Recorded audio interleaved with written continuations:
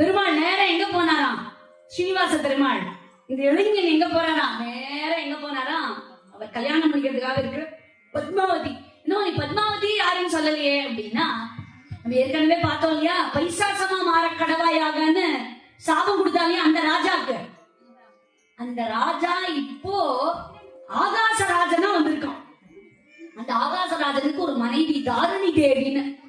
இந்த ஆகாசராஜனுக்கு தாரணி தேவிக்கும் நாட்டில் சிறந்த நாரணபுரத்தை அடைந்தான் காசிராஜன்.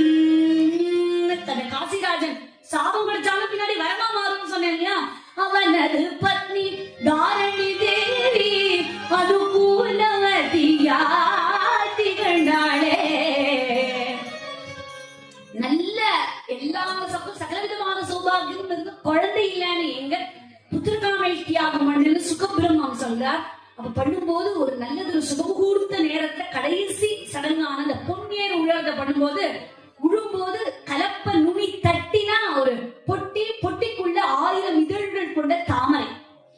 கலப்ப நுனி தட்டி தான் சீதையும் கிடைச்சா இல்லையா? அப்படி கலப்ப நுனி தட்டி 1000 ஒரு பொட்டி, பொட்டிக்குள்ள 1000 இதழ்கள் கொண்ட தாமரை, அதுல ஒரு குழந்தை. அதனால பத்மம் மீதிலிருந்து வந்ததால் அவள் பத்மாவதி. அப்படி பத்மாவதி அழகா வளர்ந்து வரா. இந்த பத்மாவதியை கல்யாணம் பண்ணிக்கிறதுக்கு தான் பெருமாள் இருக்கார். இந்த பத்மாவதி யாரு? வேதவதி. வேதநாராயணன் கல்யாணம் பண்ணிக்கணும்னு ஆசைப்பட்டதுனாலதான் இறங்கி வந்திருக்கா ஸ்ரீனிவாச பெருமாளா இல்லையா?